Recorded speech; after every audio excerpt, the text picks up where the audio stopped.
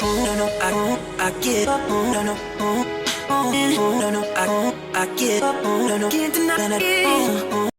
Yes, voilà. Yes, yes.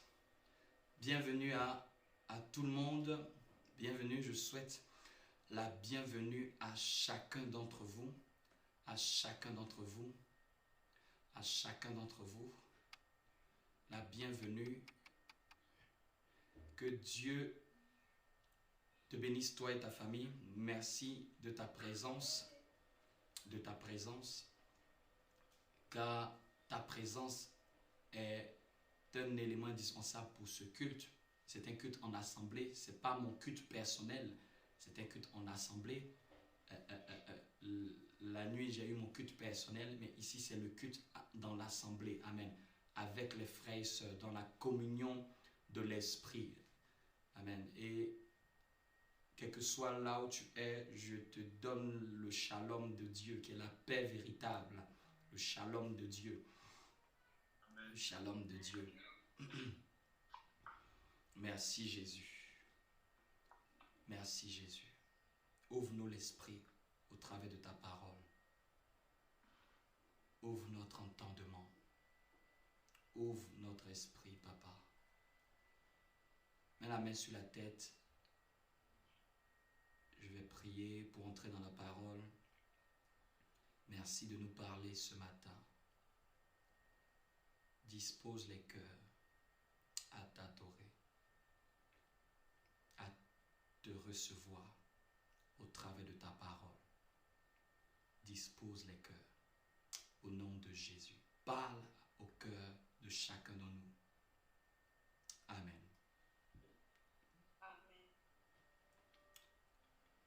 Donc, nous allons entrer dans les Écritures. Jésus est bon. J'aimerais dire à quelqu'un, les temps dans lesquels nous sommes, celui qui n'a pas Dieu, ça ne sera plus à la page. C'est-à-dire que être païen sera le fait d'être, ce serait plus à la mode.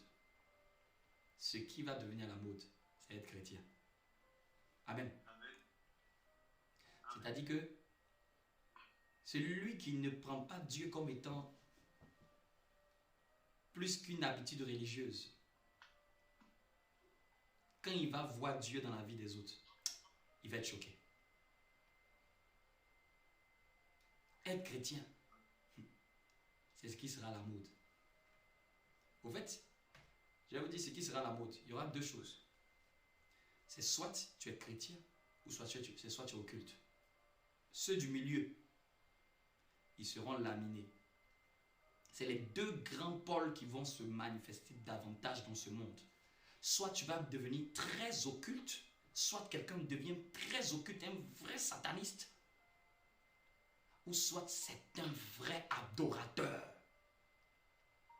Mais un pied dedans, un pied dehors, un peu là, le ni chaud ni froid, là, le tiède là, comme dit la Bible, Dieu vomit le tiède. C'est-à-dire que il n'aime pas quelqu'un qui ne sait pas dans quel état il veut être. C'est pour ça que si vous êtes chrétien, soyez chrétien à fond. Ou soit laissez tomber. Quelqu'un me comprend? Quand vous êtes chrétien, soyez chrétien à fond. À fond. À fond. Ne soyez pas chrétien juste à peu près léger. Ou pour faire plaisir à quelqu'un. Même ne soyez pas chrétien juste pour me faire plaisir. Parce que ce n'est pas moi qui suis l'auteur de votre salut. C'est Jésus l'auteur de votre salut. C'est lui que vous devez connaître. Et non moi. Arrêtez de chercher à vouloir connaître les pasteurs. De vouloir même les déranger. Cherchez à connaître le Jésus qu'ils enseignent. Amen. Arrêtez de négliger vos propres efforts spirituels. Travaillez à votre salut. C'est ce que la Bible dit, n'est-ce pas? Travaillez à votre salut. Vous dites, c'est soit je suis en Christ, c'est soit soit je ne le suis pas. Mais si je suis en Christ, je suis en Christ à 100%. Amen. Et dans les temps dans lesquels nous sommes, être chrétien, c'est la plus belle chose au monde. J'ai la plus belle chose. La plus belle, la plus belle, la plus belle, la plus belle. Prenons une portion des Écritures. Éphésiens chapitre 3. La plus belle. Dis avec moi. Je suis chrétien jusqu'à ce que Jésus revienne.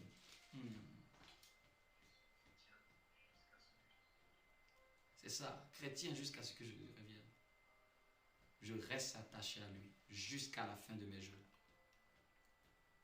Josué disait, moi et ma maison, nous servirons l'Éternel. Nous servirons l'Éternel. Que ce soit ton partage aussi, toi et ta maison, servent l'Éternel. Qui est toujours quelqu'un qui soit en alliance avec Dieu dans ta famille jusqu'à ce que Jésus revienne. Amen. Éphésiens chapitre 3. Oh, j'aime ce Dieu parce que il va nous faire du bien. Il ne change pas. C'est nous qui avons besoin de changer, mais lui, il ne change pas. C'est nous qui avons besoin de nous perfectionner, mais lui, il est déjà parfait. C'est nous qui avons besoin de travailler à notre salut. Lui, il est déjà pur. C'est nous qui avons besoin d'exceller en action de grâce. Lui, il est déjà élevé. C'est nous qui avons besoin de nous rapprocher de lui. Lui, il n'a besoin de personne. C'est nous qui avons besoin de lever le niveau de notre foi. Lui, il peut tout faire. J'aimerais dire à quelqu'un, Dieu n'est nullement fautif dans tout ce que tu peux traverser. Nullement, ne mets jamais la faute sur Dieu. Jamais. Avec recul, je me rends compte que souvent, c'est ce que nous faisons par habitude. Seigneur, Seigneur, pourquoi tu n'as pas fait? Seigneur, Seigneur. On pense que c'est Dieu. Ce n'est pas Dieu. C'est notre ignorance. L'ignorance. C'est parce que tu ne sais pas ce que Dieu attend de toi. Donc tu as l'impression que le ciel est contre toi. Non, le ciel n'est pas contre toi. Le ciel attend quelque chose de toi. Le ciel, c'est les cieux. La terre, c'est la terre. La terre, c'est la terre. La terre, il t'a mis comme fils de lumière sur la terre. Et lui, il règne dans les cieux. Donc, dans le domaine de la terre, c'est à toi qu'il a donné le pouvoir. Arrêtez de faire des sujets pour lesquels Dieu a déjà donné le pouvoir dans tes mains. Il y a des choses, tu sais que c'est ton partage. Tu n'as même pas besoin de demander à Dieu. Tu sais que quand tu lis les Écritures, tu sais que c'est ton partage. Tu as juste besoin de le revendiquer. Amen. Amen. Quand tu connais déjà la volonté de Dieu pour toi, tu prends. Tu ne peux pas être dans la maison d'un papa et demander le sel. Je veux le sel. Mais prends le sel. Que ta foi prenne. Tu veux l'eau. Mais il y a déjà l'eau. Va, ta foi, prends l'eau. Bois. Il te sera fait selon ta foi. Il te sera fait. Et ta foi là, ce n'est pas une foi que on a l'habitude de croire, je crois, je crois. Non, la foi se démontre dans tes œuvres. Se démontre dans ta manière même de prier. Se démontre même dans ton langage, dans tes confessions, dans tes déclarations, dans ton attitude. Ta foi se démontre comme ça. Calabaché. Le mois de juin, je mettrai en place un temps particulier. Il y a beaucoup d'agencements côté église. Beaucoup d'agencements. Et des agencements bénéfiques. Amen. Bénéfiques. Dis-moi un bon amen. Bénéfique. Éphésiens chapitre 3. Merci Seigneur pour ta parole. Éphésiens chapitre 3. Nous sommes toujours dans notre thématique qui est notre grand thème, série, parce que c'est une série avec plusieurs épisodes. Et dans cette série qui est appelée Les choses à rechercher en Christ. Dis avec moi, les choses à rechercher en Christ. Ah là, baba, c'était. Les choses à rechercher en Christ. Les choses à rechercher en Christ. Et dans les choses à rechercher en Christ, nous sommes sur une quatrième chose. Et cette quatrième chose, si je ne me trompe, on avait parlé de la sainteté, on avait parlé de chercher la sainteté, chercher l'humilité, chercher le royaume de Dieu. Amen. Et nous en sommes à rechercher l'amour, selon le texte de 1 Corinthiens que nous avons déjà donné dans les dimanches précédents, où il nous dit rechercher l'amour, ou dans d'autres versions rechercher la charité, mais le mot dont il veut parler, c'est l'amour.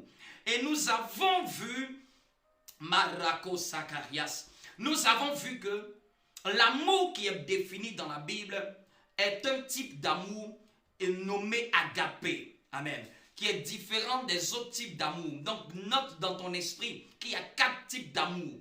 Et l'amour défini selon le grec est subdivisé en 4 sortes. Donc, il y a 4 sortes d'amour. Mais l'amour dont la Bible nous parle, c'est l'amour le plus puissant, l'amour le plus grand, l'amour éternel, l'amour inconditionnel, l'amour divin, l'amour de Dieu, le genre d'amour de Dieu.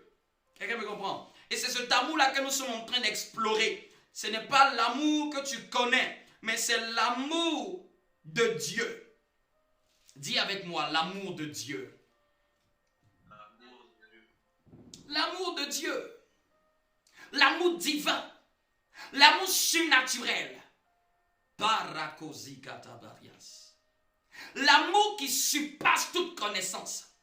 Ce n'est pas un amour humain.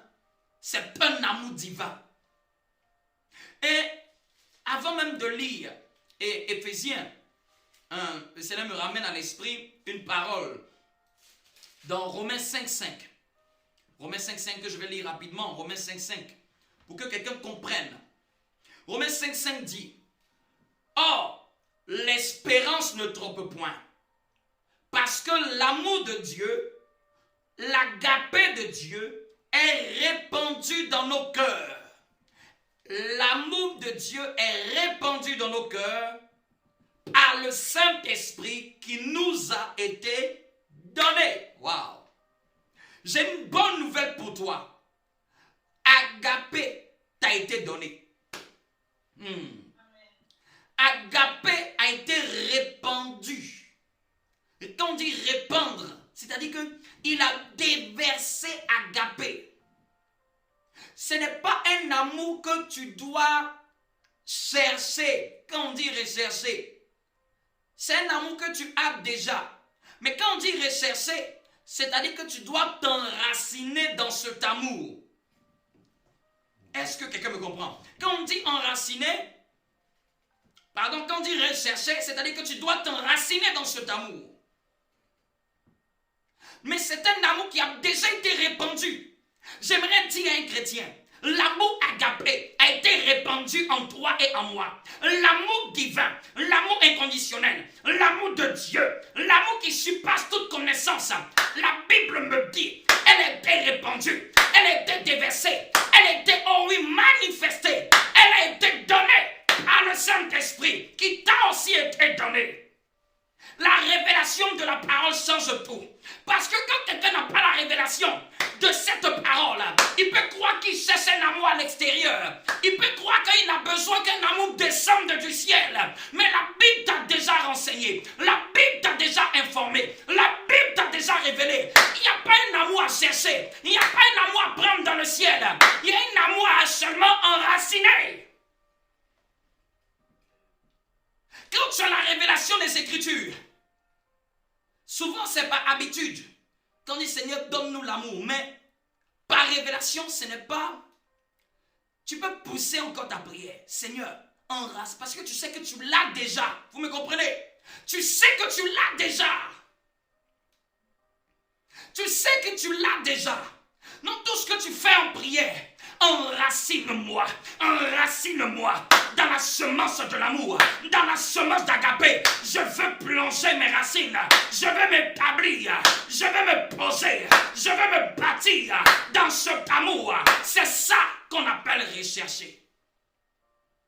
C'est une manière de garder son cœur dans la source qui nous a été déjà donnée. Parce que quelqu'un va croire que non. Oh, mais cet amour-là, c'était un amour difficile. Tel qu'il est expliqué, non, Dieu dit, il a répandu cet amour pour nous les enfants de Dieu. Faut le croire, faut l'accepter, faut le croire. Ce n'est pas moi qui le dis. L'espérance ne trompe point, parce que l'amour de Dieu, on n'a pas dit l'amour des hommes, l'amour de Dieu, le agapé de Dieu, la manière d'aimer de Dieu, la manière de faire de Dieu, le caractère divin, ce qui fait de Dieu Dieu, parce que un Jean dit que Dieu est amour, ce qui fait de Dieu Dieu a été répandu, a été distribué. Où ça? Dans nos cœurs. À l'intérieur, dans l'homme intérieur. Quand on parle du cœur, vous savez, c'est l'homme intérieur, la partie invisible, là, à l'intérieur de toi. Ça a été répandu. Tu n'as pas besoin de sentir. C'est pour ça que arrêtez d'être sensationnel. Soyez des hommes et des femmes de révélation, pas de sensation. N'attendez pas de sentir les choses pour croire. Attendez d'avoir la révélation pour croire. La Bible me donne cette révélation. Donc, Seigneur, dans mon cœur, actuellement, depuis que je suis né de nouveau, tu m'informes que l'amour était répandu. Waouh! Depuis que j'ai cru en Jésus-Christ, je priais pour un amour, mais par manque de révélation, je priais pour demander, Seigneur, donne-moi l'amour, donne-moi l'amour. C'était une prière d'ignorance. Mais le Fils de Dieu que tu es, la fille de Dieu que tu es, ton cœur, on a déversé l'amour, on a déversé agapé.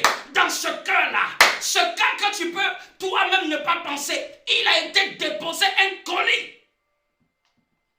Un colis divin a été déposé. Depuis que tu as prêté allégeance au royaume, le royaume a inauguré un cadeau dans ton cœur. T'a donné le cœur de Dieu. Et l'Esprit de Dieu me rappelle. Il dit, n'avais-je pas prophétisé par Ézéchiel 36, verset 26. Il dit, je vous donnerai non seulement un esprit nouveau, mais je vous donnerai en second plan un cœur nouveau. L'esprit nouveau, c'est l'esprit de la nouvelle création. C'est l'esprit qui fait que tu es enfant d'adoption par Jésus-Christ. C'est l'esprit qui fait que tu es maintenant co-héritier de Christ et héritier de Dieu. C'est l'esprit qui fait que maintenant tu as reçu le pouvoir. Mais le cœur de Dieu, c'est ce qui te donne l'amour de Dieu. Le caractère de Dieu. L'attitude, la mentalité, la manière de faire, les principes de Dieu. C'est deux packages. L'esprit nouveau qui fait de toi le scellé du Saint-Esprit, qui fait de toi le sauvé de Dieu, qui fait de toi l'enfant de Dieu. À tous ceux qui l'ont reçu, elle a donné le pouvoir. Elle a donné le pouvoir de devenir enfant de Dieu, qui sont nés non du sang, ni de la chair, même de la volonté de Dieu. C'est ça, avoir l'esprit nouveau. Maintenant tu es régénéré. Maintenant tu es une nouvelle création. Ces choses anciennes sont passées. Mais il ne te donne pas l'esprit nouveau seulement. S'il te donnait l'esprit nouveau seulement, tu aurais pu te corrompre encore. Parce que même Lucifer avait l'esprit de Dieu, mais il s'est corrompu parce qu'il n'avait pas le cœur de Dieu.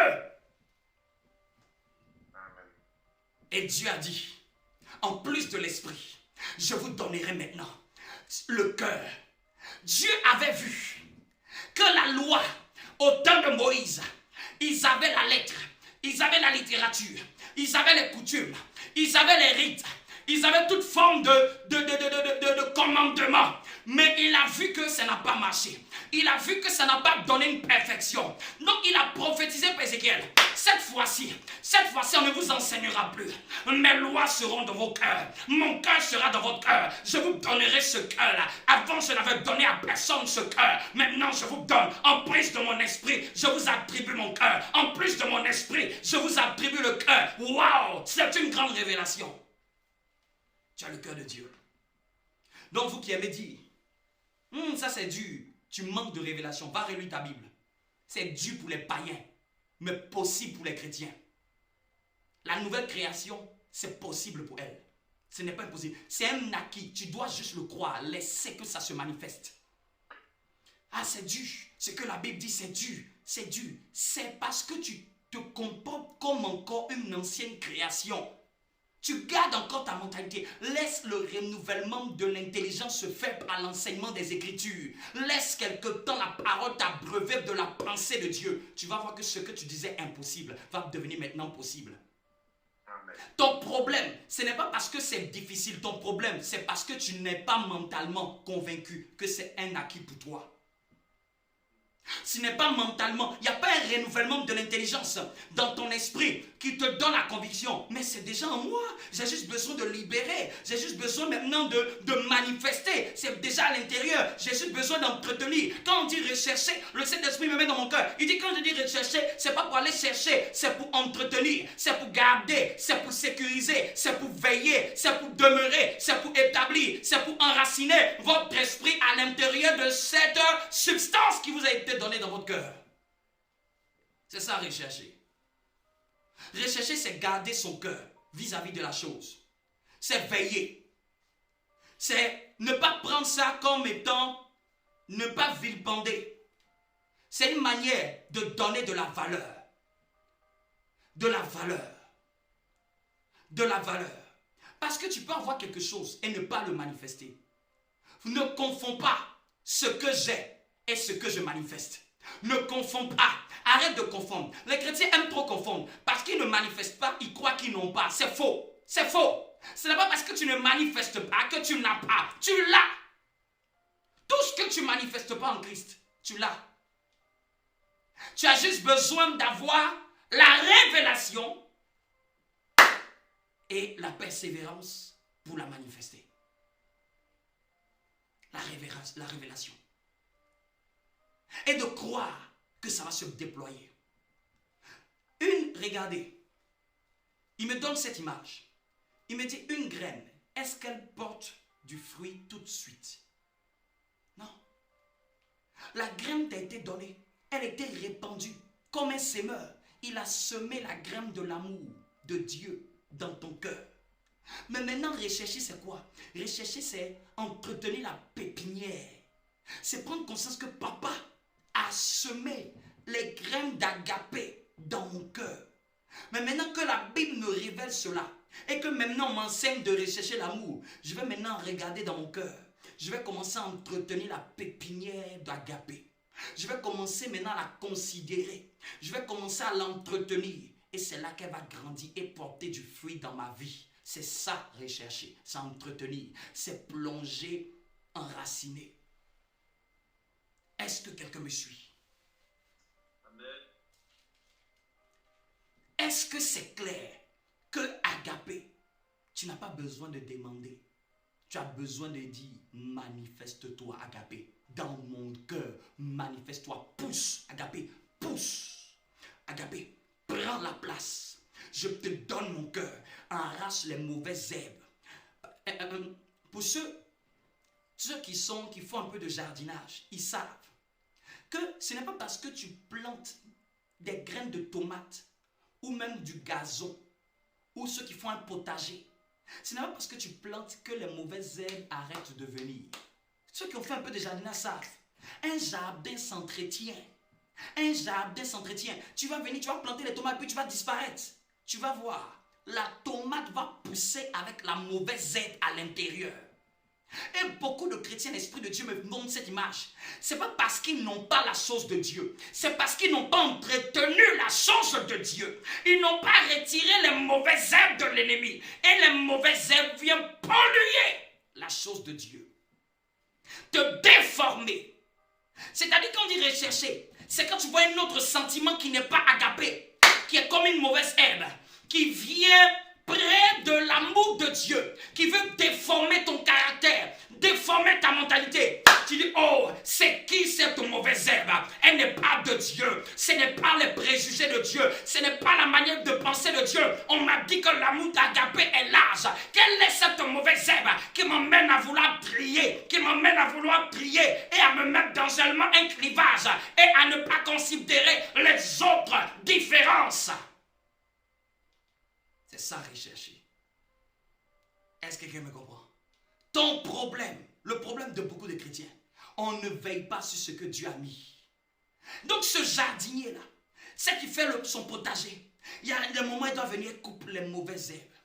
Elle taille, elle enlève, elle retire, elle arrose la bonne semence. Ça repousse encore. Après encore un autre jour, elle vient encore enlever. Les mauvaises herbes, on ne sait pas d'où elles viennent. Mais c'est bizarre, hein? C'est bizarre. Tu ne plantes pas la mauvaise herbe, mais elle sort quand même. Elle sort. Garde, fais seulement des jours. Ne regarde pas. La mauvaise herbe sort. La mauvaise herbe vient des œuvres de la chair. Si tu tu sécurises pas ton cœur, comme la Bible dit, garde ton cœur. Ton cœur est un champ, tu dois le garder. Tu dois garder un œil dessus, sur les mouvements des pensées qui montent dans ton cœur. Jésus a dit aux disciples, pourquoi avez-vous de telles pensées dans vos cœurs? Jésus a regardé leurs pensées. Il a dit, pourquoi avez-vous de telles pensées dans vos cœurs? Est-ce que tu veilles sur ton cœur? Est-ce que tu regardes les attitudes bizarres qui veulent sortir? Il faut les arracher aussitôt. Il faut les couper aussitôt.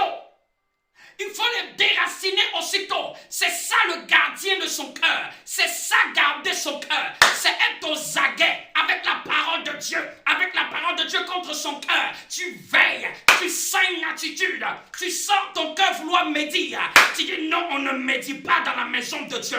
Tu sens ton cœur vouloir critiquer. Bien-aimé, on est des êtres humains. Que tu te blagues ou pas. Il y a des pensées. Tu n'as même pas commandé, elles sortent de ton cœur. Je suis pasteur.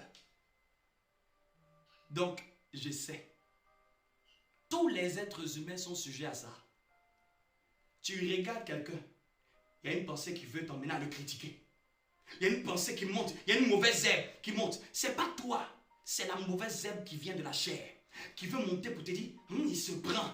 Lui là, il se prend un peu trop. Hey, quand tu entends de telles pensées, si tu te tais, tu es en train de laisser la mauvaise herbe pousser. Tu es en train de laisser la mauvaise herbe pousser. Si tu es là comme ça, puis tu commences à regarder ça, mais faire, lui là, il se prend pour qui même? On le voit trop. C'est qui même lui là? Tu n'as pas parlé, hein? Mais tes pensées se sont échappées de ton champ et ont commencé à sortir. Et puis toi, le jardinier de ton cœur, parce que c'est toi qui veilles sur ton cœur, ce n'est pas le Saint-Esprit. Le Saint-Esprit sème, mais toi, il dit garde ce cœur. Le Seigneur a donné le jardin afin de le garder et de le cultiver. Regardez, la première tâche que Dieu a donnée de donner un jardin et de cultiver, ce n'est pas Dieu de garder ton cœur. Arrêtez ces choses. C'est à toi de veiller. Ça doit faire attention à ce que tu entends. Ça doit te faire attention à ce que tu écoutes. Ça doit te faire attention à ce que tu vois. Ça doit de lier et de refuser des pensées qui veulent t'emmener à parler en mal, à critiquer, à médire, à penser le mal d'autrui. Ces pensées-là s'échappent du cœur de tout le monde. Si tu me dis que toi ça ne t'arrive pas, c'est que tu n'es pas un être humain. Tu es un extraterrestre parmi nous. Tu connais le nombre de pensées qui s'échappent du cœur. Qui s'échappent du cœur, qui viennent de Satan, qui viennent de l'enfer, qui est impulsé par la chair. Ça sort. Ça sort. Dès que ça sort, tu arraches, tu jettes, tu arraches, tu jettes. C'est ça, garder son cœur, jusqu'à ce que Jésus revienne. Tu vas arracher tellement. Tellement. Il ne faut pas te demander, mais pourquoi ça vient? Ça viendra. Mais c'est ta manière d'entretenir ton cœur. Arrache, refuse, dis non. Ce caractère n'est pas le caractère de Dieu.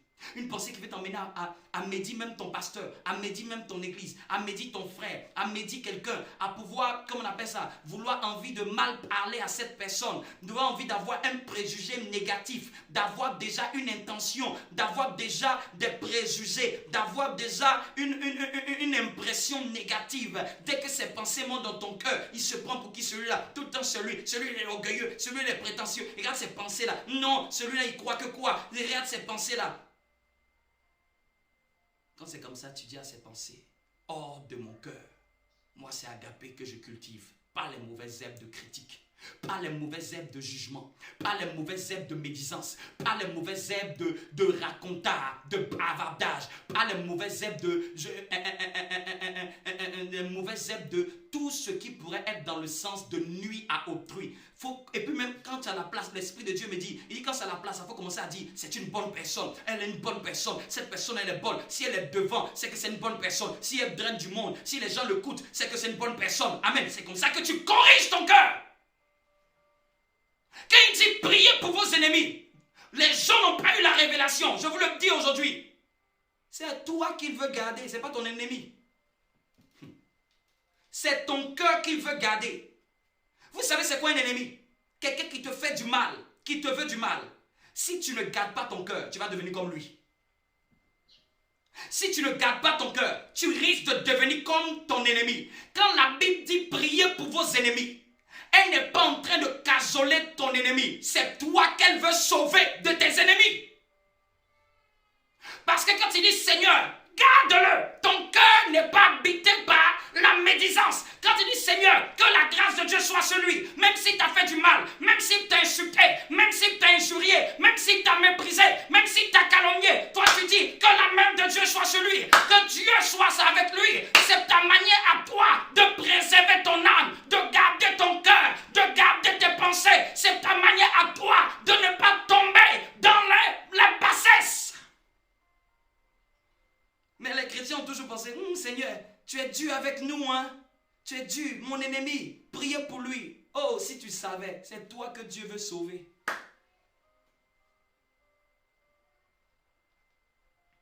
C'est toi que Dieu veut sauver. Parce que la plupart du temps, il me ramène à l'esprit cette vision. Un prophète qui a écrit un livre très magnifique dans le prophétique. Il parlait d'une grande vision. Et dans cette grande vision, il disait qu'il y a des chrétiens qui étaient malades. Et quand ils étaient malades, ils marchaient et ils vomissaient sur d'autres chrétiens. Écoutez-moi très bien. Ils étaient malades. Donc, dans leur maladie, là, dans la vision, c'était beaucoup, ils voyaient le corps du Christ. Et ils voyaient un groupe de chrétiens. Quand ils sont malades, ils vomissent sur les autres. Écoutez-moi très bien. Écoutez-moi très bien. Il dit, quand ils vomissent sur les autres aussi deviennent malades. C'est comme si les autres changent, deviennent bizarres, et ils deviennent bizarres aussi.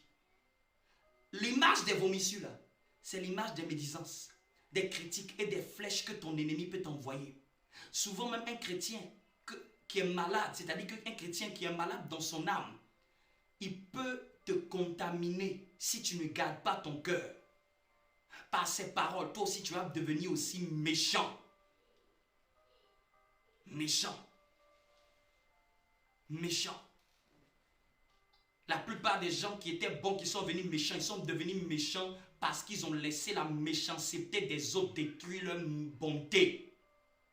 Ils ont laissé l'impatience des autres détruire leur patience.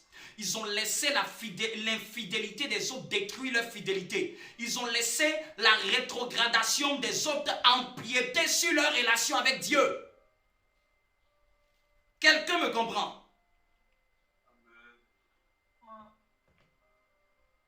Car il est glorieux et digne de régner. L'agneau, allons-y dans Éphésiens chapitre 3. Et souverain, nous élevons nos voix pour l'adorer. L'agneau est souverain. Est-ce que tu peux le dire? Car il est glorieux, car il est glorieux.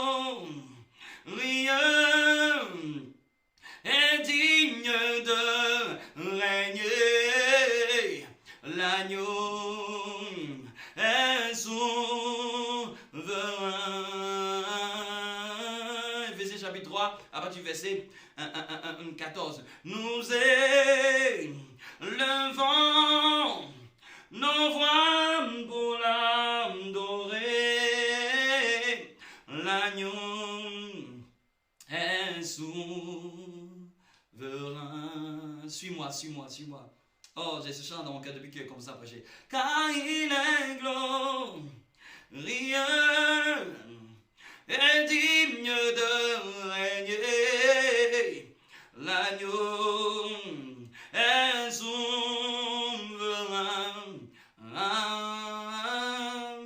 Merci Seigneur. Oh Jésus. Continuons. Éphésiens chapitre 3, je vais lire. On va gagner du temps. Donc prends ta Bible et suis-moi. Écoutez-moi très bien. Prêtez-moi attention. C'est les moments les plus importants de ta vie où tu écoutes la parole, la révélation fraîche de la parole. Calabarias. Je vais lire dans une version un peu différente de la vôtre. Amen. Version de la Bible expliquée. C'est pourquoi je me mets à genoux devant le Père, à partir du verset 14, dont dépend toute famille dans les cieux et sur la terre. Je lui demande que selon la richesse de sa gloire, il fortifie votre être intérieur par la puissance de son esprit. Je vous ai envoyé cette prière. C'est une prière biblique et scripturaire. Déclarez-le le plus souvent dans votre vie. Amen. Habituez-vous. Quand vous vous sentez fatigué, faible, vous déclarez, je suis fortifié par l'esprit dans mon homme intérieur. Amen. Tu vas voir que tu vas trouver la force. Quand tu vas dire, je me mets à genoux devant le Père, tu vas voir que tu vas avoir plus une facilité à prier. Vous me comprenez? Confesse ce que tu es. Confesse ce que Dieu dit. Je me mets à genoux devant le Père. Tu vas voir que tu vas avoir une facilité à te mettre à genoux devant la présence de Dieu. Une facilité à prier. Je suis fortifié. Tu vas voir que tu vas avoir la force. Là, il te manquait de force. Et il dit, il fortifie votre être intérieur par la puissance de son esprit. Que Dieu fortifie ton être par la puissance de son esprit. Je dis que Dieu fortifie ton être par la puissance de son esprit. Il dit maintenant que le Christ habite dans vos cœurs. Waouh! À la foi, le Christ. Là, on est en train de parler à des chrétiens. Là, ce n'est pas enseignement pour les païens. Les païens, on leur prêche l'évangile. Mais les chrétiens, on les enseigne les Écritures. Les païens, on leur prêche Jésus. Et les chrétiens, on les enseigne à ce que le Saint-Esprit puisse déployer Jésus à l'intérieur d'eux. C'est important. Amen. Que le Christ habite dans vos cœurs. Il dit que le Christ habite dans ton cœur. Que le Christ habite dans tes pensées. Que le Christ habite dans ton cœur à la fois. Il y a un manque d'amen. Amen. Je demande. Et il dit, je demande que vous soyez. Voici ce qu'il demande. Que vous soyez enracinés et solidement établis dans l'amour. Il n'a pas dit de demander. Parce qu'il avait la révélation qu'il avait eue du Saint-Esprit dans Romains 5:5. Mais dans Éphésiens, j'ouvre une parenthèse. En tant que chrétien, il faut maîtriser les Écritures, surtout les épîtres. Il faut maîtriser les épîtres. C'est pour la maturité spirituelle. L'évangile, c'est pour mettre les fondements et les épîtres, c'est pour mettre maintenant le décor dans ta foi. Vous qui ne maîtrisez pas qui n'avez pas avalé suffisamment les épîtres, et vous êtes en train de nous casser la tête dans les rois, les chroniques, les machins, vous êtes en train de faire fausse route. Vous êtes en train d'aller dans les choses qui ne sont pas les plus importantes pour le moment. Vous me comprenez? Même dans un plat, il y a l'entrée. L'entrée, là, c'est les évangiles, les 4 évangiles, Matthieu, Marc, Luc, Jean, c'est l'entrée. Après l'entrée, là, il y a le plat de résistance, c'est les épîtres. Les épîtres, là, ça vient pour bâtir sur les fondements. Ça vient pour donner ton identité et ton caractère en Christ. Comment tu dois vivre en tant que chrétien. Et comment, je vous dis, beaucoup de sujets de prière que vous devez faire sont révélés dans les épîtres. Pratiquement toutes les lettres de Paul, c'est des prières. Là, ici, là, tu peux prier. Prier. sois enraciné, que je sois établi. Mais vous priez quel sujet de prière? Je me demande. Le but, ce n'est pas de remplir la liste des sujets de prière. Prie les sujets de prière qui vont déclencher tes grâces, qui vont t'emmener dans l'excellence divine. Là, c'est beaucoup de sujets de prière. Tu peux commencer à prier pour que Dieu, donne-moi d'être puissamment fortifié. Tu peux commencer à prier pour demander à Dieu, donne-moi d'être enraciné. Et c'est la prière même que vous devez faire. Si vous donnez un sujet pour ce thème-là, priez pour demander à être solidement enraciné sur cet amour. Mais quand vous partez, vous pète dans les livres historiques. Et vous n'avez même pas maîtrisé les fondamentaux de votre évangile. C'est une distraction. Vous partez étudier des choses pour lesquelles vous n'avez même pas fini de maîtriser les fondamentaux des enseignements pauliniens. Ça n'habite pas en vous. Ça n'habite pas. Et vous allez ailleurs. C'est quand on finit de prendre le plat de résistance là. On ajoute maintenant le dessert. On boit de l'eau. Et là vient la suite. Non, vous qui n'avez pas maîtrisé les écrits pauliniens, les épîtres, ça n'habite pas en vous. Je n'ai pas dit lire. Tu peux lire, mais ça n'habite pas en toi. Lire là, c'est trop peu pour le niveau où Dieu veut t'emmener. Il faut avaler. Il faut mâcher. Il faut digérer ce que tu lis. Que ça entre jusqu'à ça, ça te contamine. C'est-à-dire que quand tu as mangé quelque chose là, ça apparaît sur ton corps. Ça apparaît sur ta vie chrétienne. Tu peux être dans des textes des épîtres pendant des semaines et même des années. Parce que tu es en train de prier avec ça. Quand vous lisez même Éphésiens chapitre 1, c'est encore rempli de prières. Il prie qu'il ouvre les yeux de mon cœur. Comment tu peux ne pas faire ce genre de prière? Quelle prière tu fais au fait? Voici les prières à faire. Ouvre les yeux de mon esprit. Donne-moi de connaître l'infinie grandeur de ta puissance, l'excellence qui s'attache à mon appel. C'est les prières que les chrétiens doivent faire. C'est les hommes de prière qui te propulsent dans ta destinée.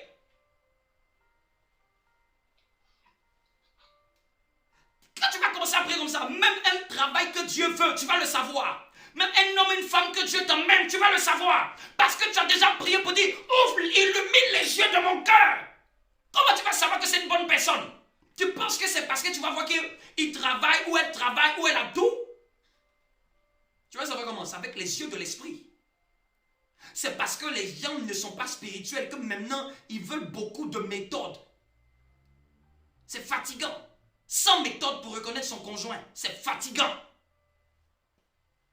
Moi, je suis fatigué de ces listes. Il faut le discernement maintenant. Maintenant, s'il remplit les 100 satanistes, tu vas faire quoi? Tu vas le savoir comment? Est-ce que quelqu'un me comprend? Amen.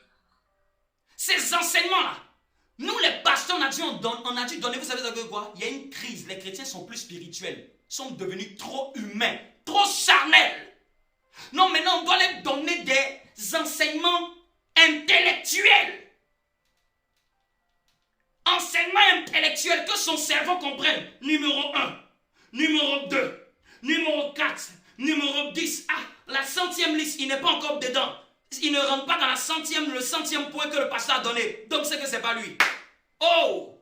Que sommes-nous devenus? Manquant de discernement, on est devenus des cartésiens. Manquant de discernement, on est devenus maintenant des méthodistes. Sans parler de la dénomination. Vous dites qu'on est là dans les méthodes, on est maintenant des stratégiques, des calculateurs, des cartésiens. Nos pères d'avant, ils n'avaient pas toute la connaissance qu'on a aujourd'hui. Mais ils avaient la révélation, le discernement.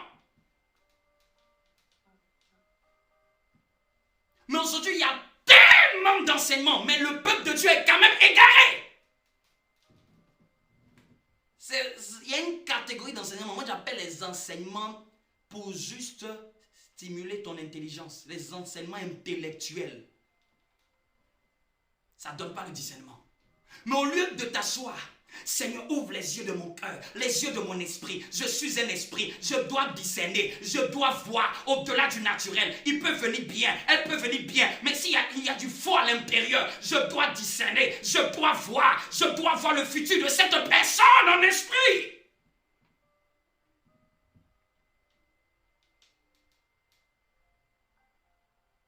Mais chrétiens, on est devenus des éternels paresseux spirituels.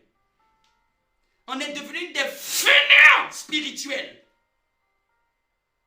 Dormant et voulant confier le sort de notre destinée dans la prière de quelqu'un d'autre. Je vous dis, quand tu veux aller dans ta destinée là, arrête de passer ton temps à fatiguer les gens de dire de prier pour toi. Toi-même, tiens-toi debout. Toi-même, prends le taureau des cornes de ta destinée. Vous voyez, les chrétiens passent tout le temps sur les réseaux, sur tous les lives, en train d'envoyer seulement tous les sujets. On peut prier pour toi, mais on ne te suivra jamais en priant pour toi. On ne peut pas prier pour toi éternellement. C'est te maintenir dans le bébêtillage spirituel. C'est de te maintenir dans la dimension du nourrisson spirituel. Mais maintenant, comme tous ceux à qui tu as confié les sujets, une fois ça marchait parce que tu étais nourrisson. Dieu a permis, Dieu a fait grâce, sa foi t'a porté. Mais maintenant, quand Dieu veut t'emmener dans la maturité, là, eux tous y prient, le ciel est fermé. Parce que le ciel attend ta voix et non la voix de quelqu'un d'autre.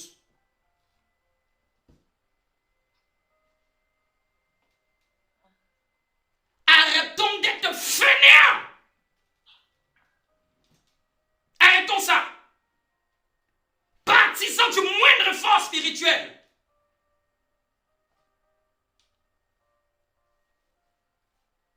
Partisans du moindre effort spirituel. Des dormeurs spirituels. Dormeurs. Et puis les gens ils aiment comme ça. Envoie ton sujet, je vais aller en retraite avec ça. Ils aiment ça. Vous aimez les gens comme ça qui disent envoie ton sujet et partir en retraite avec ça.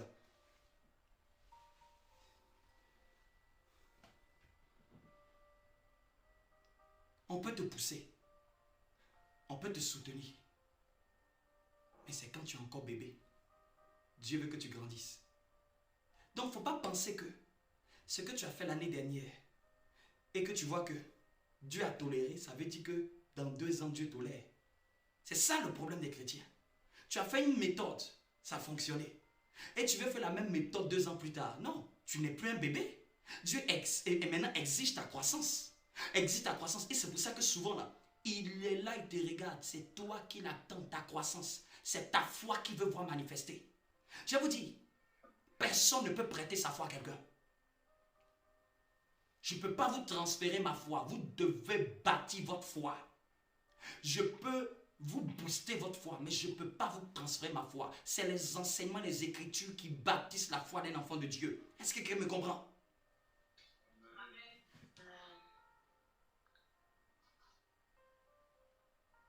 Arrêtons d'être fainéants. C'était une parole prophétique.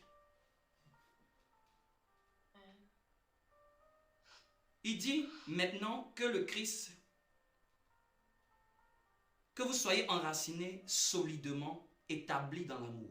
Donc la manière de prier pour cet enseignement-là, c'est de prier comme ça. Demande au Seigneur d'être enraciné et solidement établi dans Agapé. Il dit maintenant pour être capable, c'est quand tu vas faire ça, tu vas être capable de comprendre avec tous les autres chrétiens, les autres membres du peuple de Dieu. Tu vas avoir maintenant une compréhension. Quand tu vas commencer à prier de cette manière, quand tu vas commencer à désirer un enracinement, une profondeur dans l'amour de Dieu, tu vas vouloir demeurer stable, établi dans l'amour agapé. Tu vas maintenant avoir une compréhension de combien l'amour du Christ est large, est long, est haut et profond. Wow. C'est quand tu vas désirer t'enraciner. Il dit que c'est là que tu vas comprendre comment l'amour de Dieu est large. J'aime cette version parce qu'elle a dit comment l'amour de Dieu est large. Jusqu'à présent, tu ne sais pas comment l'amour de Dieu est large. Tu ne peux pas connaître la largeur parce que tu n'as pas désiré t'enraciner dans Agapé. Et dimanche dernier, j'avais touché la largeur de l'amour. Connaître l'amour de Dieu, mais l'amour de Dieu large. Et l'amour de Dieu large, on avait dit quoi? On avait dit que c'est un cœur qui peut accepter des différences. Et l'un des versets que je vais lire rapidement, parce que le temps court, que je vais lire rapidement, que vous pourrez noter pour méditer après. C'est dans Matthieu chapitre 5, je l'avais juste cité un dimanche dernier, mais j'avance pour gagner du temps. Matthieu chapitre 5, à partir du verset 44, à partir du verset même 46, Matthieu 5, 46. Il dit, si vous aimez, si vous agapez ceux qui vous agapent, quelle récompense méritez-vous? Si tu aimes seulement ceux qui t'aiment là, il dit quelle récompense tu mérites? Donc quand tu aimes ceux qui t'aiment là, en fait tu n'as rien fait. Parce qu'il dit quoi? Les publicains aussi n'agissent-ils pas de même? Les publicains dans ce temps-là, c'était des personnes de mauvaise vie. C'était des personnes de mauvaises conditions. Des escrocs, collecteurs d'impôts. Ils escroquaient le peuple. Ils abusaient du peuple. Mais ils disent, vous, enfants de Dieu, si vous aimez ceux qui vous aiment, si vous agapez ceux qui vous agapent, quelle récompense vous allez mériter? Ça veut dire qu'il y a des récompenses qu'on mérite. Ça fait le temps que j'ai compris. Il y a des récompenses de Dieu là qu'on mérite. À cause de la manière de marcher, Dieu dit, tu mérites cette récompense. Est-ce que vous me comprenez? Tout n'est que grâce. Mais la grâce ne veut pas dire que tout est donné. La grâce veut seulement te dire tout est disponible. Comprenez? Quelque chose de disponible n'était pas forcément donné dans tes mains. La grâce veut te dire que maintenant tu as accès à Dieu. Avant, nous n'avions pas accès au package de Dieu. Mais le voile a été déchiré. Et maintenant, par la grâce, nous avons accès à Dieu dans un même esprit. Tout est disponible maintenant dans la maison du Père. Mais c'est ta taille qui détermine ce que tu prends. Qui donne ton mérite, ta taille. À quelle taille tu es dans le royaume? Ta taille détermine ce que tu peux mériter. Quelqu'un me comprend? Si vous aimez ceux qui vous aiment, quelle récompense méritez-vous? Donc Dieu est en train de dire, il y a des récompenses que je dois mériter par mon caractère, par ma manière de marcher, par ma manière de vivre. Arrêtez de croire que c'est seulement en priant qu'on voit des choses. On voit des choses aussi en ayant un comportement selon Dieu. Dieu récompense la fidélité. Dieu récompense la fidélité. Dieu récompense le caractère qui marche en sa faveur. L'honnêteté, la simplicité, la sincérité. Dieu honore celui qui marche dans l'amour. Dieu honore. Mais il dit que si tu agapes ceux qui t'aiment, c'est ce que nous tous nous faisons. Nous sommes gentils avec ceux qui sont gentils. Nous aimons ceux qui nous aiment. Mais il dit, verset 47, et si vous saluez seulement vos frères, si vous saluez seulement vos frères, que faites-vous d'extraordinaire? Tu n'as rien fait d'extraordinaire, tu salues celui que tu connais. Tu aimes celui qui t'aime. Tu accordes de l'attention à celui qui t'accorde de l'attention. Tu n'as rien fait d'extraordinaire. Ne crois pas que tu es extraordinaire. Même, il dit quoi? Les païens agissent de même. Les païens aussi n'agissent-ils pas de même? Même un païen est bon avec celui qui est bon. Même un païen aime celui qui l'aime. Même un païen salue celui qui le salue. Non chrétien, si tu fais seulement que ça, tu n'as rien fait. Ah, je salue seulement mon frère. Je suis gentil. Je suis bon, j'ai la bonté. Ta bonté là, c'est avec ton clan. Une bonté comme celle des païens avec ton clan. Ceux avec qui tu parles le même langage. Ceux avec qui ont la même pensée que toi, tu les aimes comme ils t'aiment. Oh, chrétiens que nous sommes. Est-ce que ça parle à quelqu'un? L'amour large, c'est aller au-delà de ça. C'est de ne pas aimer seulement ceux qui t'aiment. C'est d'accepter même les différences. Donc, il est en train de dire, il y a des gens qui ne te diront pas bonjour. L'amour large, il faut les il faut les aimer. Amen. Il y a des gens qui ne vont pas t'aimer, mais la Bible dit, amour large, il faut les accepter. Si vous croyez que le monde, ça va être tout le monde qui va t'aimer, tu rêves. Au travail, il y a des gens qui vont te critiquer. L'amour large te demande de les saluer et de leur dire comment tu vas. Oh, tu es une bonne personne. Amen.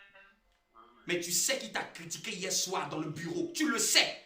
Tu sais, tu vois l'hypocrite dans le visage. Mais tu viens, tu le salues. Oh, vraiment, ta robe, elle est belle. Lui, il ne te salue pas quand il rentre au bureau. Mais toi, quand tu rentres, tu vas à son bureau et puis tu lui dis « Bienvenue ». Comment tu vas? Lui, il va à midi manger. Il ne t'invite pas. Parce qu'au travail, c'est ce que les gens font. Il ne vient pas taper à ta porte. Toi aussi, tu fais la même chose. Il t'a contaminé. Même s'il ne vient jamais te demander où on va manger, toi, chaque fois, tu peux dire « On va manger où ?» Maintenant, s'il refuse, il refuse. Mais l'amour là, c'est ça. C'est d'accepter les différences. C'est accepter qu'il y a des gens qui ne vont pas t'aimer. Mais tu dois les aimer quand même. Tu dois les prendre quand même. Tu dois les considérer. Ton amour n'est pas trié avec ceux qui t'aiment. Ou ceux qui n'ont pas la même manière de faire. Je te dis, il y a des gens qui n'auront pas ta mentalité. Il faut l'accepter. Ils n'auront pas ton comportement, il faut l'accepter. Ils n'auront pas ton attitude, ils n'auront pas ton éducation, ils n'auront pas tes valeurs. Accepte-les tels qu'ils sont, c'est tout. C'est ça l'amour large, accepter les différences. Quand ton amour n'est pas large, tu es restreint à vouloir, c'est ta manière de voir seulement que tu aimes et tu célèbres. Les autres différences là, tu ne les acceptes pas, tu les refuses. L'amour large fait que dans n'importe quel environnement, dans n'importe quel lieu, que ce soit à l'église, que ce soit dans ton travail, dans le monde des affaires, tu es ouvert envers lui. Tu es prêt à lui manifester l'amour. Tu es prêt à même si tu n'as pas fait de cadeau, tu le sens de vouloir lui offrir des cadeaux, tu lui offres. On ne fait pas les choses parce que l'autre ne m'a pas fait. Ah non, à mon anniversaire, il ne m'a pas donné, donc je ne lui donne pas. Ah, c'est ça, aimer ceux qui t'aiment. Parce que la plupart du temps, regardez, c'est une question de, on donne à celui qui nous donne. Mais celui qui ne nous donne pas, on ne donne pas. Tu peux lui faire du bien, fais-lui du bien. Même s'il est bizarre, je dis même s'il est bizarre. Ne pensez pas que Dieu va emmener même des gens auprès de vous, ils sont bizarres, aime-les. Bizarre. Je dis bizarre. Amen. Amen. Et cet amour-là est très lié à un autre amour. Dis avec moi, l'amour en profondeur. L'amour en largeur a une grande similarité avec l'amour en profondeur. Mais quelle est la différence? Quand on parle de profondeur, ça c'est la deuxième dimension de l'amour. Parce que l'amour a 4 dimensions. L'amour agapé, c'est 4 dimensions. Donc, dans les 4 dimensions, on a parlé de la largeur, c'est le fait d'aimer tout type de personnes, quelles que soient les différences, quelles que soient les races, quelles que soient les mentalités, quelles que soient les opinions, quels que soient les caractères. N'aime pas seulement ceux qui t'aiment. Et j'ai donné l'exemple de Jésus. Jésus, si c'était seulement, Jésus a pris des gens de différentes classes sociales. Il a pris des pécheurs. Il a pris, comme on appelle ça, des publicains. Matthieu était publicain. Regardez, c'est Matthieu qui a écrit le premier évangile. Si Jésus... Oh, et puis, donc ça entre dans la profondeur. La profondeur, c'est quoi? L'amour en profondeur, c'est que ton amour n'est pas superficiel. Quand on dit l'amour n'est pas superficiel, c'est-à-dire que ton amour ne se limite pas à ce que tu vois sur la personne. Tu vois son apparence, tu vois son caractère et tu le rejettes. Je vous dis, l'amour en profondeur là, ça peut te faire rater les bonnes personnes. Si tu n'as pas l'amour en profondeur, tu peux rater les meilleures connexions. Parce que souvent, ce que Dieu emmène vers toi ne sont pas un produit fini. Vous me comprenez? Ce n'est pas un produit fini. Si tu n'as pas l'amour en profondeur, c'est quoi? Je vous explique. C'est ce qui fait que tu peux outrepasser le défaut de la personne, mais parce que tu vois son potentiel futur. Quelqu'un me comprend? C'est-à-dire que si tu le vois comme ça, là, tu ne vas jamais miser sur lui. Parce que tu le vois, peut-être il est encore, il a un sale caractère, ou bien il n'est pas encore bien organisé, il n'est pas encore stable sur certaines choses. Mais quand tu l'observes, l'amour profondeur fait que tu peux aller plus profond que ça. Tes yeux peuvent voir plus que ça. Vous me comprenez? Tu arrives à voir que mais c'est un futur président. Lui, il fera un bon serviteur de Dieu. Et je vous donne des exemples. Wow. L'un des exemples dans la Bible qui m'a choqué, je vous dis, si Jésus n'avait pas l'amour en profondeur, vous savez quoi? Il n'aurait jamais cru en Pierre. Si je te montre dans la Bible l'attitude de Pierre, tu ne vas jamais lui confier la responsabilité d'une église. Luc 22, 38. Luc 22, 38, notez ça. Il dit, Seigneur, voici 2 épées, et il leur dit, cela suffit. Pierre et quelques-uns sont venus dire à Jésus, voici 2 épées. Tu sais ce que ça représente? Vous comprenez? Pierre et des autres sont venus dire, voici 2 épées. C'est-à-dire que c'était des bandits. Pierre, qui a coupé l'oreille de Malchus? C'est Pierre. Qui était l'apôtre de l'église de Jérusalem? C'est Pierre. Ah bon? Pierre, tu nous as révélé qu'il y avait un couteau sur toi depuis que Jésus, tu l'as acheminé. Pierre avait un couteau de pêcheur là. Il n'a pas jeté ça quand il a rencontré Jésus. Il a gardé le couteau. Le couteau, c'est quoi? La mauvaise attitude, là, le mauvais comportement. Là. Il avait ça. Jésus ne l'a pas chassé. Qui a régné Jésus? Dans tous les apôtres, qui a régné Jésus? Ouvertement. Dites-moi. Pierre. À qui on a confié les brebis? Paix mes brebis, c'est à qui? À Pierre. Ne détrompez-vous de vous faire avoir par l'apparence ou les aspérités qui ne sont pas parfaites de quelqu'un pour juger sur sa destinée. Quelqu'un me comprend? Vous pouvez rencontrer un homme. Il a un bon fond, mais il n'est pas encore dans toute sa stabilité. Si toi tu dis,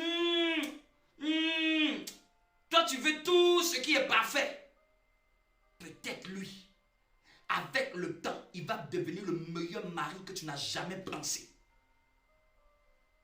Peut-être elle, que tu peux voir comme ça, que peut-être tu vois qu'elle parle beaucoup.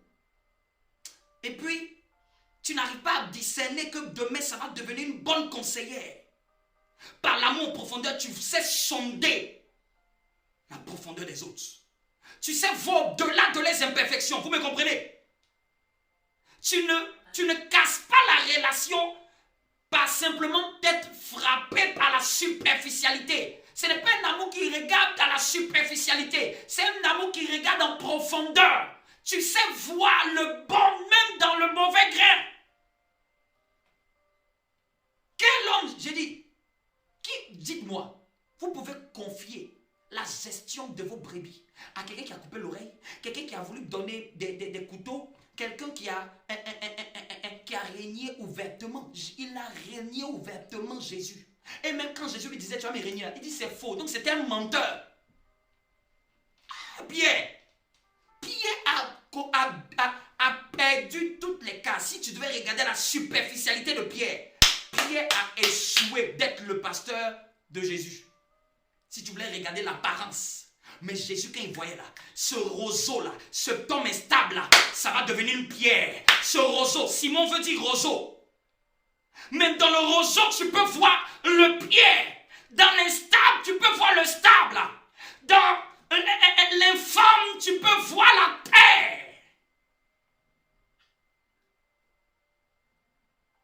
Yes. Yes. Donc, tu ne regardes pas la condition. Si quelqu'un voulait regarder la condition de Joseph, mais Joseph était prédestiné pour être premier ministre d'Égypte. Ne regarde l'amour en profondeur, va au-delà des circonstances. Elle voit au-delà des conditions humaines. Elle voit au-delà, elle voit le devenir dans le présent. L'amour en profondeur fait que même certains pasteurs ont chassé les bonnes personnes de leur destinée. Bonnes personnes de leur destinée. Parce que tu as regardé simplement le côté pas encore, le côté informe et vide. Regardez, et le Seigneur me dit, regarde mon fils, regarde la terre était informe et vide. Je n'ai pas dit que je réunis la terre, je n'ai pas dit que je n'habite pas sur la terre, informe et vide, j'ai travaillé la terre.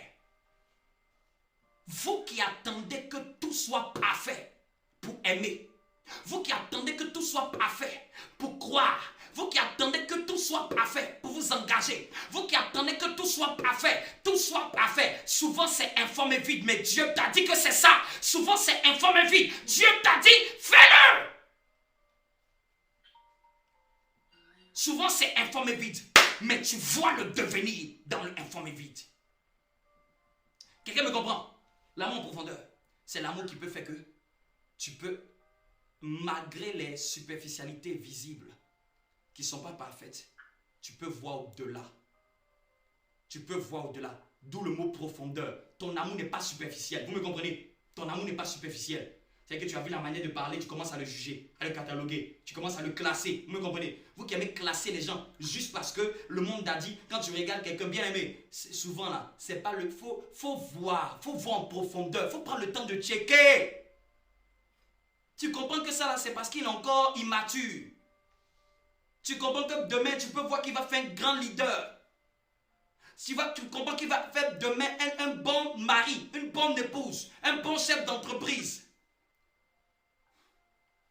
Dites-moi, Moïse, l'homme le plus humble de toute la terre dont la Bible parle, Moïse a tué un Égyptien. Est-ce que vous le savez? Est-ce que vous le savez? Aaron n'a pas tué d'Égyptien. Moïse a pris un Égyptien comme ça. Il l'a étranglé. Et Dieu dit, toi, tu vas paître mon peuple. Vous imaginez? David a tué Uri, a commis l'adultère. Mais Dieu a vu qu'il y avait du bon grain malgré ses erreurs. Si Dieu n'aimait pas en profondeur, je vous dis, Dieu nous aurait laissé depuis. Regarde toi et moi. Souvent, nos côtés humains, on est imparfaits. Hein? Souvent, on n'a pas fait ce que Dieu nous a dit de faire. Mais vous pensez que Dieu mise sur nous à cause de quoi? Est-ce que c'est à cause de nos imperfections? Dieu mise sur nous parce qu'il a un amour profond. Il voit le bon grain en nous. Vous me comprenez? Dieu voit le bon grain en toi. Il ne voit pas simplement le côté, tu n'es pas encore parfait là. Regardez, avant souvent on parlait bizarrement. Même étant chrétien, d'autres souvent qu'on parle mal. Mais Dieu croit en toi. Dieu dit, tu es ma fille, il t'aime. C'est quelle folie d'amour ça? Quel Dieu peut miser sur des gens imparfaits comme ça? S'il n'avait pas un amour profond. Quel Dieu peut miser sur des tas d'argile imparfaits qui le déçoivent? Je vous dis, vous ne pensez pas qu'il y a des hommes qui ont déçu Dieu? Pourquoi Dieu mise encore sur les hommes? Parce que Dieu voit qu'il n'y a pas que simplement des imparfaits chez les hommes. Il y a des hommes qui peuvent aussi faire sa joie. Faire sa joie. Vous me comprenez? C'est pas parce que tu as été déçu d'un homme que tu as que tous les hommes sont aussi de la même espèce. Ou tu as été déçu d'une femme. Ou que tu as été déçu d'un comportement ou déçu d'une église. Tu vas croire que c'est la même chose. Tu vas croire que c'est la même chose. Un amour en profondeur. Amour en profondeur fait que tu dépasses la superficialité. Tu dépasses l'expérience. Tu dépasses la circonstance. Tu dépasses l'événement. Tu sais voir le bon même dans encore l'informe et vide. Est-ce que quelqu'un a compris l'amour en profondeur? Et les exemples que je t'ai donnés, Pierre avait des épées. Pierre a coupé l'oreille de Malchus. C'est méchant de couper l'oreille de quelqu'un. C'est méchant, c'est mauvais, c'est méchant. C'est comme si à l'église, il y a palabre. Et puis, il y a un des pasteurs de l'église là, il coupe l'oreille de quelqu'un. Ah! Et puis, c'est lui qu'on confie les rênes de l'église demain. Ah! Ça, c'est quel amour ça? Mais Jésus, quand Pierre a coupé l'oreille de Malchus, regardez ce qu'il a dit. Ne fais pas ça. Il a prié, l'oreille de Malchus est revenue. Il voyait le pied apôtre. Il ne voyait pas le pied Simon roseau. Parce que Simon veut dire le roseau. Mais quand il a vu, il dit, toi tu es Simon. Je vais t'appeler Pierre. Souvent le nom spirituel là, répète ce que tu dois être là. Mais souvent le nom humain là, est seulement la partie humaine imparfaite. Mais souvent Dieu ne nous appelle pas par notre nom. Nous appelle par notre devenir. Simon veut dire roseau. Le roseau là c'est instable. Mais de Simon le roseau là, il a dit toi. Tu es Pierre. Tu es Pierre. Tu es Pierre. Est-ce que tu peux voir dans un roseau un Pierre? Est-ce que tu peux voir un homme qui n'a pas encore, il ne s'est pas encore bien rasé sa tête? Tu peux dire que ça, c'est mon mari. Tu vois encore les cheveux encore crépus bizarres là. Mais dans le cheveu crépus bizarre là, tu dis ça, c'est mon mari. Je vois mon mari dedans. Je vais lui apprendre à tailler, à limiter ses cheveux. Oui. L'amour en profondeur peut vous faire rater de bonnes personnes.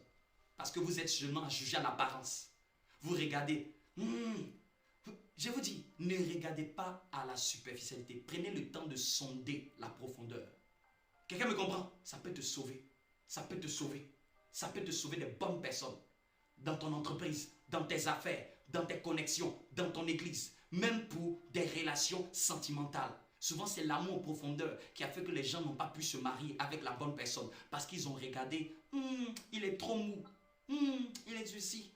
Il est ceci. Tu crois que l'homme parfait il sera là à déposer. Tu rêves. Tu crois que la femme parfaite sera là. C'est toi. Vous deux, vous allez vous aiguiser. Le fait aiguise le fait, comme dit le livre de Proverbes. Troisième catégorie d'amour. Dis avec moi, l'amour en hauteur. Ou la hauteur de l'amour de Dieu. La hauteur de l'amour de Dieu. Il y a un langage souvent quand il y a quelque chose, on dit prends de la hauteur. Quand on dit prends de la hauteur, c'est-à-dire que c'est le fait de ne pas te laisser envenimer par la situation. J'ai donné un passage. Même verset 39, Matthieu chapitre 5, verset 39. Mais moi je vous dis de ne pas résister aux méchants. Si quelqu'un te frappe sur la joue droite, présente-lui l'autre joue.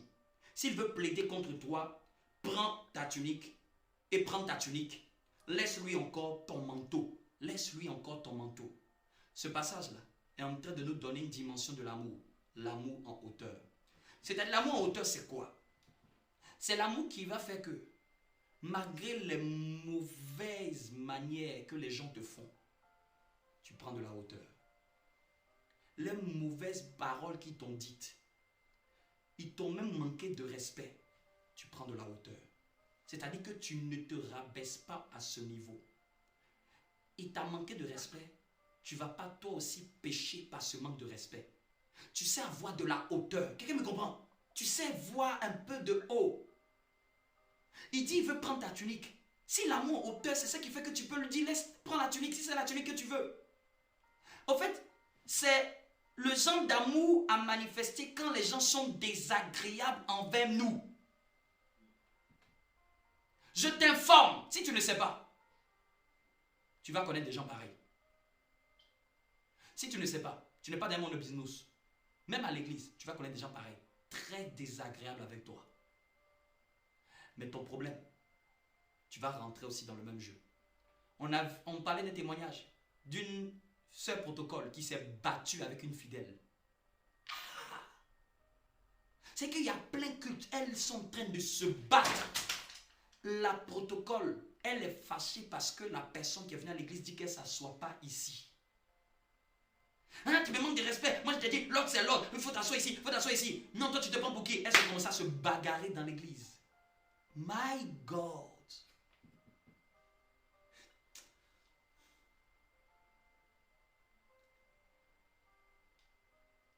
Il y a déjà eu même souvent des pasteurs dans des réunions de pasteurs qui se sont battus. Parce qu'ils n'ont pas supporté que quelqu'un soit désagréable. Et lui aussi, il n'a pas tendu sa joue. Tendre la joue, c'est-à-dire quoi? Tu gardes ton attitude. L'attitude de paix que tu avais là, tu le gardes. Un pasteur rendait le témoignage. Il dit qu'un jour, il devait recevoir une fille dans le bureau. Et puis, elle faisait beaucoup de bruit. Et puis, il a dit, mais qui fait du bruit là? Elle a dit, mais elle a même dit, elle a regardé le pasteur, elle a dit, toi-même, tu es qui même? Ah, nous, on vient dans ton église, toi-même, tu es qui? Le pasteur m'a été choqué. Vous me comprenez? Toi-même, tu es qui? On veut te voir et puis tu fais comme si genre, on ne peut pas te recevoir, il y a un protocole, tout ça. Le pasteur dit, hey! Il n'a pas parlé. Le lendemain matin, la même fille est revenue. Il dit, mais c'est pas toi qui as parlé là. Elle dit, non, papa, c'est pas moi. Pardon. C'était toi. C'était toi. Il y a longtemps, tu lui as répondu.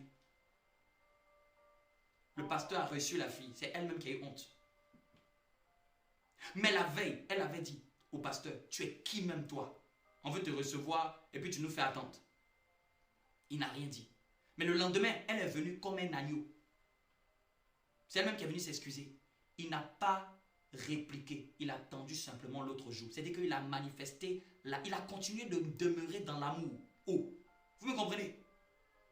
L'amour haut, là, c'est pour les cas de désagrément où les gens sont désagréables, méchants envers toi, mauvais envers toi. Comment tu dois réagir? Tu ne dois pas réagir dans le sens. Tu dois prendre de la hauteur. Tu dois dire c'est pas grave. Tu dois dire c'est que c'est lui qui ne connaît pas encore Jésus. Tu dois dire bon c'est qu'il est encore immature. Faut pas mettre ça. Faut pas t'enflammer. Si tu t'enflammes, c'est que toi-même là, tu es en train de montrer que toi-même tu n'es pas prêt dans ton cœur. On te parlera mal, laisse tomber. On t'insultera, laisse tomber. On te méprisera, laisse tomber. Je me rappelle une fois même, dans mon ancienne église, quand il y a une soeur, on a dit, bon, c'était parmi les serviteurs, on lui a dit, bon, tu n'es pas arrivé à l'heure. Elle nous a toisé d'une manière, jusqu'à même une responsable de l'église a dit, mais elle a manqué de respect aux serviteurs de Dieu. Moi, je n'ai jamais parlé de ça, mais c'est une personne qui a remarqué, qui a dit, non, cette attitude-là n'est pas une bonne attitude. Comment elle peut faire ça au serviteur de Dieu? Comment elle peut mal lui parler? Elle m'a mal parlé. Je n'ai jamais répliqué. Je n'ai jamais remis ça sur la table. Toujours quand je la voyais, je la saluais. Tu vas bien? Je m'occupais même de son suivi. Toi, est-ce que tu peux le faire? Je lui donne même des conseils pour son futur conjoint. Vous imaginez? Quelqu'un que j'essaie il y a une année qui m'a mal parlé. Vous laissez votre cœur être affecté par les œuvres des gens. C'est ce qui fait que vous n'êtes pas productif dans l'amour de Dieu. Mais le plus grand respect qu'elle m'accorde, juste c'est qu'elle a toujours eu du respect pour moi. Quand tu tombes pas l'autre jour, c'est là même le fait qu'on t'a manqué de respect, là, il va s'amplifier. Ils ne vont jamais te donner du respect. Parce que ton attitude aussi de réaction là, ne mérite pas le respect. Quelqu'un me comprend? Amen. Quelqu'un qui veut plaider contre toi. Lui, il t'en veut. Il veut plaider contre toi. Il veut ta tunique.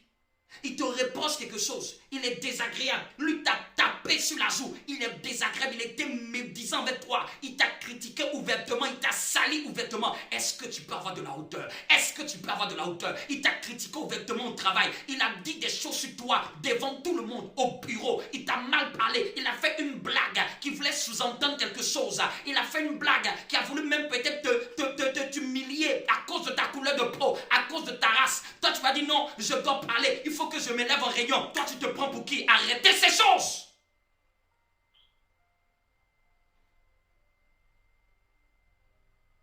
Et puis souvent le verset que les gens aiment donner, c'est répond à l'insensé selon sa folie, pour ne pas qu'il puisse se croire sage. C'est quand les chrétiens veulent faire des bêtises, maintenant ils prennent ces versets comme ça. La Bible a dit réponds à l'insensé selon sa folie. La Bible aussi a dit ne réponds pas à l'insensé. Ah. Amen. Jésus dit, moi je vous dis. Salomon a parlé. Jésus dit, moi je vous dis. Entre Salomon et Jésus, tu prends qui? Voilà. Donc souvent là, Jésus dit, Moïse a dit œil pour œil, dent pour dent. Mais moi je vous dis de ne pas résister aux méchants. L'amour auteur, c'est pour les gens qui sont méchants envers toi. Dans ta famille, dans ton travail, il y aura des gens qui seront méchants ouvertement.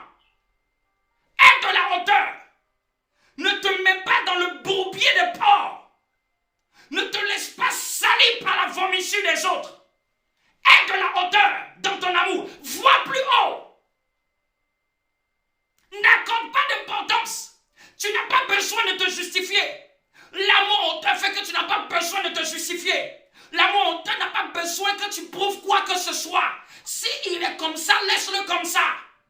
Tu n'as pas besoin de te bagarrer avec lui. Tu n'as pas besoin de lui demander des explications. Est-ce que tu peux me dire ce que tu as dit en réunion là? Est-ce que tu peux m'expliquer ça tout de suite là à la pause là? Tu vas me dire ça tout de suite. Redis-moi encore. J'ai pas bien compris ce que tu as dit. Vous qui aimez ça.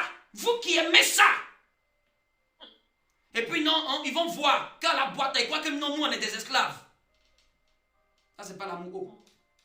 Ils croient que parce que nous on est dans leur pays, ils croient qu'ils peuvent marcher sur nous. C'est quelle attitude ça? Tu es là, tu commences même à engueuler ton chef.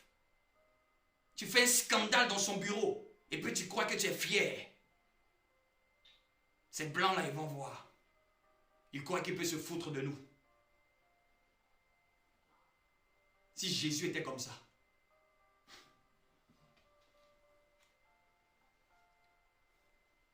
Quand tu es chrétien, les gens du monde vont croire que tu es naïf.